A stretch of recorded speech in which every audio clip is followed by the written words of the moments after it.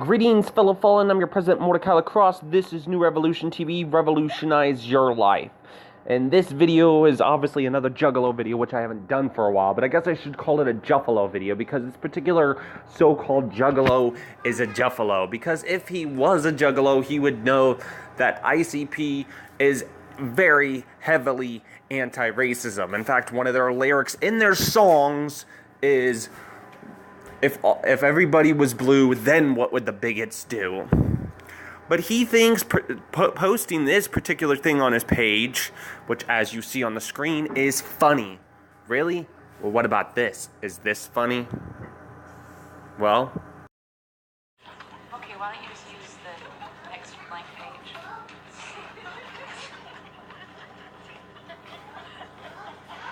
What's going on? What is that? It's me.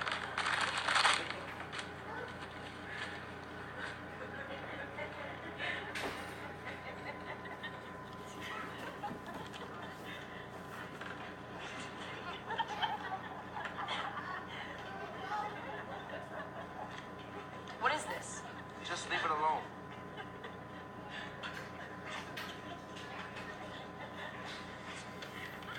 You think this is funny? Tito,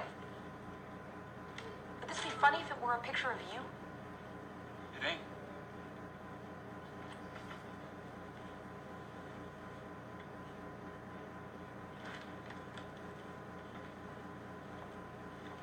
Close the workbooks.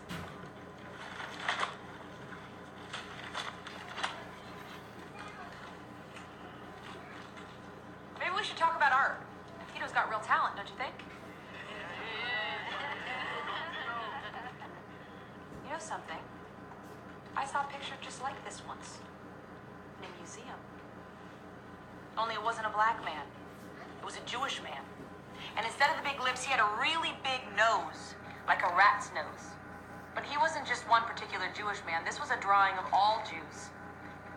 And these drawings were put in the newspapers by the most famous gang in history. You think you know all about gangs? You're amateurs. This gang would put you all to shame. And they started out poor and angry, and everybody looked down on them, until one man decided to give them some pride, an identity, and somebody to blame. Take over neighborhoods? That's nothing compared to them. They took over countries. You want to know how? They just wiped out everybody else. Yeah, they wiped out everybody they didn't like, and everybody they blamed for their life being hard. And one of the ways they did it was by doing this. See, they'd print pictures like this in the newspapers. Jewish people with big, long noses. Blacks with big, fat lips. They'd also publish scientific evidence that proved Jews and blacks were the lowest form of human species. Jews and blacks were more like animals. And because they were just like animals, it didn't really matter whether they lived or died. In fact, life would be a whole lot better if they were all dead. That's how a Holocaust happens. The thing is, TheBoyBlue91982, is I hope that you just didn't realize that it wasn't funny and that you aren't a racist. Because I've seen a lot of your posts recently, and you've shared some pro-Donald Trump stuff before, and shared a few alternative right memes and stuff. And so I hope that you're not going to the alternative right, because if you're going to the alternative right, then you're just like the Nazis that the video right before this part was talking about. But I'm not going to read this particular part as well now from this webpage, which I'll put the link in the crotch bar below, these are reasons why racist jokes aren't funny. Racist jokes remind people of the real life oppression they experience. Even if told ironically, racist humor reminds people of color of the oppression that they encounter on a regular basis. That is harmful. That is triggering. And it doesn't matter if you, the joker, don't aim to hurt. That doesn't mean that the joke isn't hurtful nonetheless. for instance, like this person that wrote the particular article says, when my white friends tease me about affirmative action, for example, I know that they're not saying that Latino people can only advance through such means. I know that they're saying the opposite. Though, through this ironic joke, they're actually saying two things. First, they're signaling to me their awareness of dominant discourse that suggests people of color unfairly benefit from public assistance, that some even consider affirmative action as reverse racism. Secondly, they're signaling to me their awareness of just how backwards that their discourse really is. They're signaling their awareness that reverse racism cannot exist. They're signaling the awareness of ongoing structural racism that limits upward professional mobility among people of color. They're signaling their awareness of my own hard work. But here's the thing, this is really important. That still doesn't matter because it still reminds me of the racist structures that my family and I have navigated our entire lives. It brings back all the times that I've confronted racism and all the times that I was made to feel ashamed, less than, dirty, inauthentic, weak, exotic, unwelcome, and dangerous because of my otherness. These racist jokes only serve to intensify the self-doubt that I already experienced because I too am aware of the fact that so many think that I haven't necessarily benefited from affirmative action. And as it goes to say, believe him, he doesn't need the reminder. Or she, because I'm not sure, I haven't read the bottom part yet of who particularly wrote the article. But the person explains they don't need the reminder. And neither do people from other marginalized groups need reminding of their historical marginalizations. Number 2, racist jokes normalize and destigmatize racism. Racist jokes make people incredibly uncomfortable because they risk making racism a normal and destigmatized part of everyday life. By making racist jokes, you downplay a long history of oppression against people of color. When someone jokes that Puerto Ricans can only mow lawns, they minimalize racialized structures of power that continue to economically and politically social constrain Latin communities. But racism is something that isn't something that should be laughed at or made light of, because racism is not something that we should ever be comfortable with. I understand in the article he goes to say that he understands, particularly for allies, the white supremacist legacy of colonialism, slavery, and imperialism is uncomfortable. Well, it should be. Nevertheless, white guilt is no excuse to trivialize racism at the expense of people of color. We need these conversations to happen in their fullness, which is not to say there is no space for humor. You can use jokes to help people process ongoing inequality, get closer through exposing your own vulnerabilities. However, these jokes don't have to be indeed, shouldn't be racist or oppressive. Number 3, racist jokes assume that people of color are not in the same space. For instance, it says, let me be blunt, racist jokes reassert white supremacy. They either assume that the people of color are not in the space, or they actively disregard the people of color with whom they share the space with. Think of it this way, when you tell racist jokes, you're privileging the perceived humor experienced by white listeners over the discomfort experienced by people of color. In other words, these jokes turn racist as centralized categories into the butt of a joke for someone else's enjoyment, because they're certainly not for the person in particular that, or the race that you're cracking the jokes about. As the writer of this article has said, when people joked with him joked with the particular person about the professional pursuits, it's a painful reminder of that person's experiences and of the unjust journey that many other Latinos and people of color must negotiate.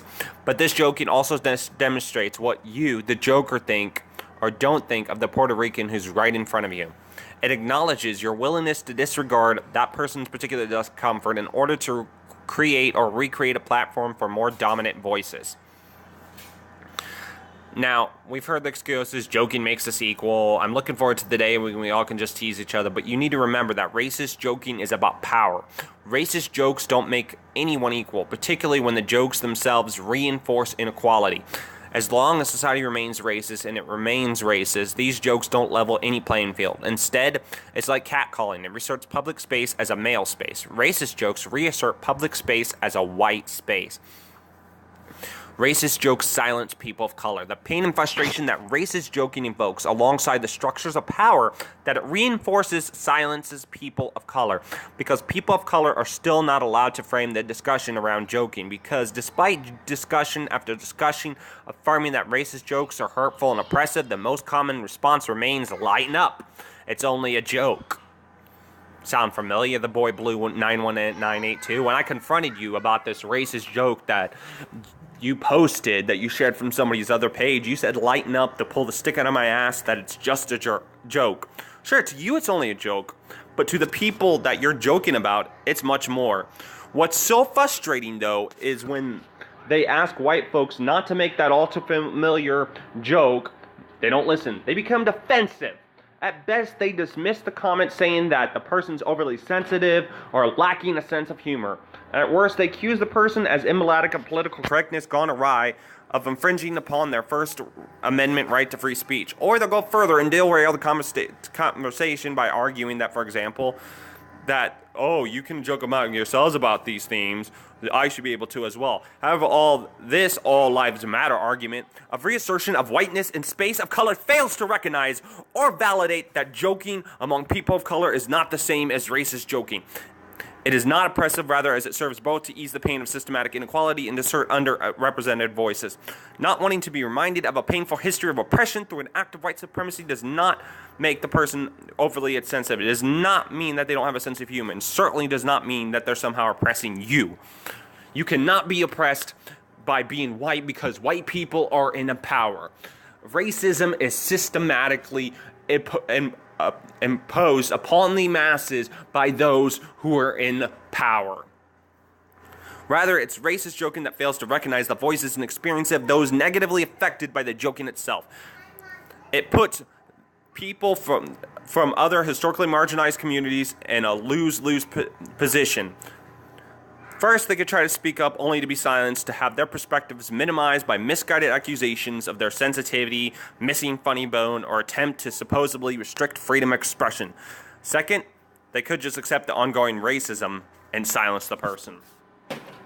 Racist joke put allies of people of color in the uncomfortable position of having to call you in or out. Especially if you strive towards allyship, it would probably upset you to know that your racist jokes hurt and disappoint your friends and loved ones of color. I know that the racist jokes that many of the friends have shared have been an attempt to demonstrate their solidarity and with people of color more generally. They don't intend to be insensitive, they don't tend to be racist, but that is not grounds for a free pass. Good intentions don't erase the harm that they've caused, the supremacy that they've enforced. The road to hell is paved with good intentions. You're either actively silencing your friends, relatives, acquaintances, and colleagues of color, or you're forcing them to sit you down and have an uncomfortable, embarrassing, potentially relationship-ending conversation. Racist jokes have never been funny. Instead, you're demanding that they consider that. Instead, you reconsider what we mean by funny in the first place.